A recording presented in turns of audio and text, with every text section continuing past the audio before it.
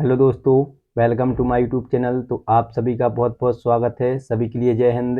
दोस्तों, आज की वीडियो में बात करेंगे भारत का संवैधानिक विकास। इससे पहले एक वीडियो और आ गया था, तो चलिए वीडियो स्टार्ट करते हैं।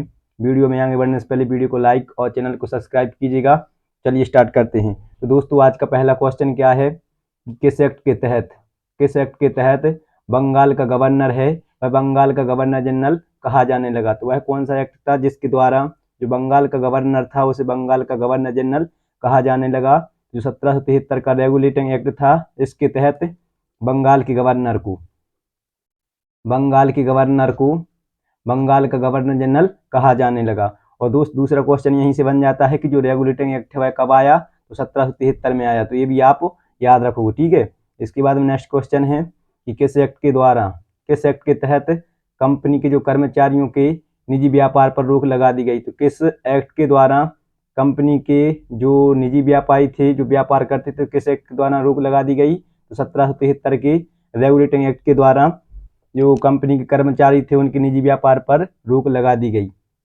इसके बाद में नेक्स्ट क्वेश्चन है जो 1773 का रेगुलेटिंग एक्ट के द्वारा बंगाल का पहला गवर्नर जनरल कौन बना। तो जो 1773 का रेगुलेटिंग एक्ट था उसके द्वारा बंगाल का गवर्नर जनरल किसे बनाया गया, तो वॉरेन हेस्टिंग्स को बनाया गया। और वॉरेन हेस्टिंग्स को ही कलेक्टर की पद का सृजनकर्ता कहा जाता है, ठीक है दोस्तों। इसके बाद में नेक्स्ट क्वेश्चन है कि किस एक्ट के तहत बोर्ड ऑफ कंट्रोल की स्थापना की गई थी। कौन से एक्ट के तहत बोर्ड ऑफ कंट्रोल की स्थापना की गई थी, तो 1784 का पिट्स इंडिया एक्ट था जो जिसके तहत बोर्ड ऑफ कंट्रोल की स्थापना की गई थी, ठीक है दोस्तों। और जो बोर्ड ऑफ कंट्रोल था वह कितने सदस्यों वाला था, तो 6 सदस्यीय यह कमेटी थी। कितने सदस्यीय, 6 सदस्यीय। तो ये आप याद रखोगे कि 6 सदस्यीय कमेटी थी कौन, बोर्ड ऑफ कंट्रोल। उसकी स्थापना कौन से एक्ट के द्वारा हुई थी, तो पिट्स इंडिया एक्ट जो 1784 में आया था इसके द्वारा स्थापित हुआ था। इसके बाद नेक्स्ट क्वेश्चन है कि प्रथम बार भारतीयों की शिक्षा पर 1 लाख रुपए खर्च करने का प्रावधान किस एक्ट के तहत आया। जो भारतीयों की शिक्षा पर अंग्रेजों के द्वारा वह कौन सा एक्ट लाया गया था जिसमें 1 लाख रुपए खर्च करने का प्रावधान था, वह कौन सा एक्ट था, 1813 का चार्टर एक्ट था जिसके द्वारा भारतीयों की शिक्षा पर 1 लाख रुपए खर्च करने का प्रावधान आया था। इसके बाद में नेक्स्ट क्वेश्चन है कि किस एक्ट के तहत ईसाई धर्म प्रचारकों को भारत आकर धर्म प्रचार करने की छूट प्रदान की गई। वह कौन सा एक्ट था जिसके द्वारा ईसाई धर्म प्रचारकों को भारत आकर धर्म प्रचार करने की छूट दी गई थी, तो वो 1813 का चार्टर एक्ट था जिसके द्वारा ईसाई धर्म प्रचारकों को भारत आकर अपने धर्म ईसाई धर्म के प्रचार प्रसार करने की छूट दी गई थी।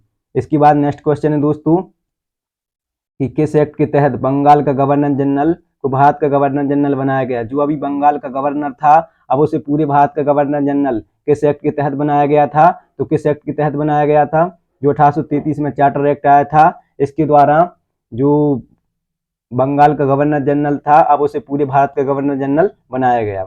इसके बाद नेक्स्ट क्वेश्चन है कि किस एक्ट के तहत प्रथम विधि आयोग का गठन किया गया था। कौन से एक्ट के तहत भारत में प्रथम विधि आयोग का गठन किया गया था, तो 1833 के चार्टर एक्ट के द्वारा प्रथम विधि आयोग का गठन किया गया था। और जो इसका अध्यक्ष था वह किसे बनाया गया था, मैकाले को बनाया गया था। किसे बनाया गया था दोस्तों, मैकाले को बनाया गया था। ये आप याद रखोगे, अक्सर एग्जाम में पूछा जाता है कि प्रथम विधि आयोग के अध्यक्ष कौन थे, तो मैकाले थे, ठीक है। इसके बाद नेक्स्ट क्वेश्चन है कि 1833 के चार्टर एक्ट के द्वारा भारत का प्रथम गवर्नर जनरल किसे बनाया गया। बहुत बार एग्जाम में पूछा गया है कि भारत का प्रथम गवर्नर जनरल कौन था, तो कौन था, Lord William Bentinck. Lord William Bentinck को भारत का प्रथम गवर्नर जनरल बनाया गया जिसने सती प्रथा पर प्रतिबंध लगाया था राजा राममोहन राय के साथ में मिलकर के। आप ये याद रखोगे, ये भी एग्जाम में पूछा जाता है कि सती प्रथा पर प्रतिबंध किसने लगाया था, तो वह यही था जिसने सती प्रथा पर प्रतिबंध लगाया था। वह कौन था, लॉर्ड विलियम बेंटिक ही था, ठीक है, जिसे भारत का प्रथम गवर्नर जनरल कहा जाता है। आपसे पूछा जाए बंगाल का पहला गवर्नर जनरल, तो वॉरेन हेस्टिंग्स। आपसे पूछा जाए भारत का प्रथम गवर्नर जनरल, तो कौन था, लॉर्ड विलियम बेंटिक। इसके बाद में नेक्स्ट क्वेश्चन है कि किस एक्ट में दास प्रथा की समाप्ति का प्रावधान था। वह कौन सा एक्ट था जिसमें दोस्तों दास प्रथा की समाप्ति का प्रावधान था, तो 1833 के चार्टर एक्ट में ही दास प्रथा की समाप्ति का प्रावधान था। और दास प्रथा को कब समाप्त किया गया, 1843 में समाप्त किया गया था। और उस टाइम पर भारत का गवर्नर जनरल कौन था, तो उस टाइम पर भारत का गवर्नर जनरल कौन था? लॉर्ड एलन बरो। कौन था दोस्तों? लॉर्ड एलन बरो। लॉर्ड एलन बरो के शासनकाल में दास प्रथा की समाप्ति हुई थी, और इसे समाप्त करने का प्रावधान कब आया था? तो जो 1833 का चार्टर एक्ट था उसमें से समाप्त कर देने का प्रावधान था, जिसे 10 साल बाद समाप्त किया गया। इसके बाद में नेक्स्ट क्वेश्चन है कि किस एक्ट के द्वारा अंग्रेजों को भारत में भूमि खरीदने और बसने का अधिकार मिला? तो वह कौन सा एक्ट था जिसके द्वारा अंग्रेजों को भारत में भूमि खरीदने और बसने का अधिकार मिला था? तो वह कौन सा एक्ट था? 1833 का चार्टर एक्ट था, जिसके द्वारा अंग्रेजों को भारत में बसने मतलब रहने और उन्हें भूमि खरीदने का अधिकार मिला था। इसके बाद नेक्स्ट क्वेश्चन है कि किस एक्ट के तहत प्रशासनिक सेवाओं हेतु इंग्लैंड में प्रतियोगी परीक्षाओं का आरंभ करने का प्रावधान आया? मतलब यूपीएससी जो होती है ना, आईएएस आईपीएस बनते हैं, तो उन सेवाओं का प्रारंभ करने का प्रावधान कौन से एक्ट में आया था? तो जो 1853 का चार्टर एक्ट था दोस्तों, इसके द्वारा प्रथम बार सिविल सेवाओं को प्रावधान करने का आरंभ करने का प्रावधान आया था। और जो आईसीएस मतलब इंडियन सिविल सर्विस में चयनित होने वाली प्रथम भारतीय कौन थी? तो सत्येंद्रनाथ टैगोर। कौन थे दोस्तों? सत्येंद्रनाथ टैगोर। सत्येंद्रनाथ टैगोर थे, जो कब 1864 में सेलेक्ट होते हैं। कब होते हैं? 1864 में। तो यही बहुत बार क्वेश्चन पूछा गया कि आईसीएस इंडियन सिविल सर्विस में चयनित होने वाले प्रथम भारतीय कौन थे? तो सत्येंद्रनाथ टैगोर थे। और वह कब सेलेक्ट हुए थे? तो 1864 में सेलेक्ट हुए थे। ठीक है। इसके बाद में दोस्तों नेक्स्ट क्वेश्चन है जो 18 किस एक्ट के तहत भारत सचिव की नियुक्ति हुई? तो वह कौन सा एक्ट था जिसमें भारत सचिव, जो भारत सचिव था यह ईस्ट इंडिया कंपनी मतलब जो ब्रिटिश साम्राज्य था उसके प्रति समर्पित था। तो वह कौन था? महारानी की घोषणा। महारानी की घोषणा कब होती है? 1 नवंबर 1858 को होती है, जिसके द्वारा भारत सचिव पद का निर्माण किया जाता है। इसके बाद नेक्स्ट क्वेश्चन है कि किस एक्ट के तहत भारत का गवर्नर जनरल अब वायसराय कहा जाने लगा? जो 1833 के चार्टर एक्ट के द्वारा बंगाल का गवर्नर जनरल से हटाकर उसे भारत का गवर्नर जनरल नियुक्त किया था, अब उसी गवर्नर जनरल के पद को मात्र नाम चेंज किया है इन्होंने वायसराय। तो किस एक्ट के तहत भारत का गवर्नर जनरल अब वायसराय कहा जाने लगा? तो जो महारानी की घोषणा हुई थी कब? 1 नवंबर 1858 को। इसके तहत ही भारत का जो गवर्नर जनरल का पद था अब वह वायसराय कहा जाने लगा। ठीक है। इसके बाद नेक्स्ट क्वेश्चन है कि किस एक्ट के तहत कंपनी ने जो अपनी विस्तारवादी नीति पर रोक लगा दी? तो दोस्तों जब महारानी की घोषणा होती है कब? 1 नवंबर 1858 को। इसके द्वारा ही जो भारत में विस्तारवादी नीति थी, जो लॉर्ड डलहौजी ने विभिन्न राज्यों को हड़पा था, उसको हड़पने की नीति पर रोक लगा दी थी। किसके द्वारा? महारानी की घोषणा 1 नवंबर 1858 के द्वारा। इसके बाद नेक्स्ट क्वेश्चन है कि महारानी की घोषणा या 1858 के एक्ट के तहत, दोस्तों जो महारानी की घोषणा है उसे 1858 का एक्ट भी कहा जाता है। वही पूछा गया है कि महारानी की घोषणा या 1858 के एक्ट के तहत भारत का प्रथम वायसराय कौन बना? तो भारत का प्रथम वायसराय कौन बना था? Lord Canning. अब अलग अलग क्वेश्चन है, पूछा जाए बंगाल का पहला गवर्नर पूछा जाए तो रॉबर्ट क्लाइव। बंगाल का पहला गवर्नर जनरल तो वॉरेन हेस्टिंग्स। भारत का पहला गवर्नर जनरल तो लॉर्ड विलियम बेंटिक। अगर पूछा जाए आपसे कि भारत का प्रथम वायसराय तो वह कौन है? लॉर्ड कैनिंग है। अलग अलग है दोस्तों। बंगाल का पहला गवर्नर तो कौन? Robert Clive. ठीक है, ये गवर्नर है बंगाल का। इसके बाद में बंगाल का गवर्नर जनरल तो वॉरेन हेस्टिंग्स। कौन दोस्तों? Warren Hastings. और पूछा जाए आपसे कि भारत का पहला गवर्नर जनरल तो लॉर्ड विलियम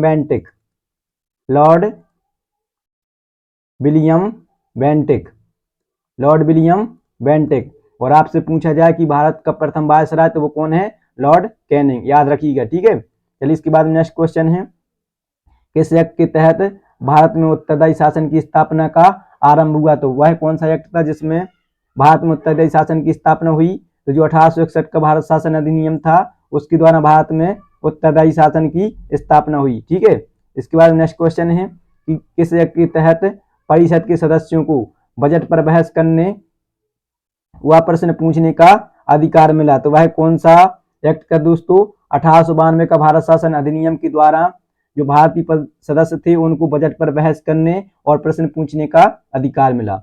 इसके बाद नेक्स्ट क्वेश्चन है कि किस एक्ट के तहत पहली बार गवर्नर जनरल की कार्यकारिणी में एक भारतीय सदस्य की नियुक्ति हुई? तो वह कौन सा एक्ट था दोस्तों जिसके द्वारा गवर्नर जनरल की कार्यकारिणी में भारतीय सदस्य की नियुक्ति हुई थी? जो 1909 का पार्लियामेंट्री सुधार अधिनियम आया था, इसमें प्रथम बार गवर्नर जनरल की कार्यकारिणी में भारतीय सदस्य की नियुक्ति हुई। अगर आपसे पूछा जाए कि वह भारतीय सदस्य कौन थे, तो एसपी सिन्हा। एसपी सिन्हा थे जो गवर्नर जनरल की कार्यकारिणी में चयनित होने वाले प्रथम भारतीय थे। अगर आपसे इनका पूरा नाम पूछा जाए तो सत्येंद्र प्रसन्न है, ठीक है, सत्येंद्र प्रसन्न। और ये किस पद पर नियुक्त हुए थे? तो विधि सदस्य के रूप में चयनित हुए थे। कौन से सदस्य के रूप में चयनित हुए थे? तो विधि सदस्य के रूप में चयनित हुए थे। और दूसरा क्वेश्चन पूछा जाता है कि जो पार्लियामेंट्री सुधार अधिनियम है वह कब आया था? तो 1909 में आया था। आप ये भी याद रखोगे। इसके बाद में दोस्तों नेक्स्ट क्वेश्चन है कि किस एक्ट में नियंत्रक और महालेखा परीक्षक की नियुक्ति का प्रावधान था? तो वह कौन सा एक्ट था जिसमें नियंत्रक और महालेखा की नियुक्ति का प्रावधान था? तो वह कौन सा एक्ट था दोस्तों? 1919 का मॉन्टेग्यू चेम्सफोर्ड सुधार अधिनियम के द्वारा महालेखक मतलब सीएजी की नियुक्ति का प्रावधान था। और दूसरा क्वेश्चन बन जाता है अक्सर की मॉन्टेग्यू चेम्सफोर्ड सुधार अधिनियम कब आया? तो 1919 में आया। ये आप याद रखोगे। इसके बाद में नेक्स्ट क्वेश्चन है दोस्तों कि किस एक्ट के तहत बर्मा को भारत से पृथक कर दिया गया? तो वह कौन सा एक्ट था जिसके द्वारा भारत को बर्मा से पृथक किया गया? तो 1935 का भारत शासन अधिनियम के द्वारा भारत को बर्मा से अलग किया गया था। इसके बाद में नेक्स्ट क्वेश्चन है कि किस अधिनियम में संघीय न्यायालय की स्थापना का प्रावधान था? तो कौन सी अधिनियम के तहत संघीय न्यायालय मतलब सुप्रीम कोर्ट की स्थापना का प्रावधान था? तो 1935 के भारत शासन अधिनियम के द्वारा संघीय न्यायालय की स्थापना का प्रावधान था, जो 1937 में स्थापित होता है। 1935 के भारत शासन अधिनियम में यह प्रावधान था और इसके 2 साल बाद यह स्थापित हो जाता है। इसके बाद में नेक्स्ट क्वेश्चन है कि किस एक्ट के प्रावधानों को महात्मा गांधी ने आगे की तारीख की संज्ञा दी? तो महात्मा गांधी ने किस चेक के लिए मतलब किस एक्ट के लिए आगे की तारीख की संज्ञा दी? मतलब इसे इंग्लिश में बोलते हैं पोस्ट डेटेड चेक। तो वह कौन सा नियम था दोस्तों? 1942 में क्रिप्स मिशन आया था, जो इसमें प्रावधान थे उसके बारे में महात्मा गांधी ने कहा था कि यह आगे की तारीख का चेक है, मतलब यह ऐसा चेक है जिसका बैंक पहले ही लुट चुका है। इसके बाद नेक्स्ट क्वेश्चन है कि किस एक्ट का उद्देश्य द्वितीय विश्व युद्ध में भारतीयों का सहयोग प्राप्त करना था? तो किस एक्ट का उद्देश्य था कि जो द्वितीय विश्व युद्ध चल रहा था 1939 से लेकर 1945 के मध्य, यह एक्ट युद्ध चल रहा था द्वितीय विश्व युद्ध। तो वह कौन सा एक्ट था जिसके द्वारा भारतीयों को शामिल करने का उद्देश्य ले आया था? तो वह कौन सा था? 1942 का क्रिप्स मिशन था, जिसका उद्देश्य था कि भारतीयों को द्वितीय विश्व युद्ध में शामिल करना। इसके बाद नेक्स्ट क्वेश्चन है कि भारतीय स्वतंत्रता अधिनियम 1947 ब्रिटेन की संसद में कब पेश हुआ था? ये भी कई एग्जाम में बहुत बार पूछा गया है कि जो भारतीय स्वतंत्रता अधिनियम 1947 का अधिनियम है वह ब्रिटेन की संसद में कब पेश हुआ था? तो 4 जुलाई 1947 को पेश हुआ था। और दोस्तों बात की जाए इसके बाद नेक्स्ट क्वेश्चन है कि भारतीय स्वतंत्रता अधिनियम 1947 कब पारित हुआ? तो यह पारित कब हुआ था? 18 जुलाई 1947 को यह पारित हुआ था। और इसके साथ ही 15 अगस्त 1947 को अपना देश आजाद हो जाता है। और एक क्वेश्चन और बनता है कि जो भारतीय स्वतंत्रता अधिनियम था 1947 वाला, इस पर हस्ताक्षर करने वाले ब्रिटिश सम्राट कौन थे? तो जॉर्ज सस्टम। कौन थे? जॉर्ज सस्टम इस पर हस्ताक्षर करने वाले सम्राट थे। तो ये आप याद रखोगे। आई होप आप लोगों को जानकारी अच्छी लगी होगी। अगर जानकारी अच्छी लगी हो तो वीडियो को लाइक और चैनल को सब्सक्राइब कीजिएगा। मिलते हैं नेक्स्ट वीडियो में, तब तक आप सभी के लिए जय हिंद।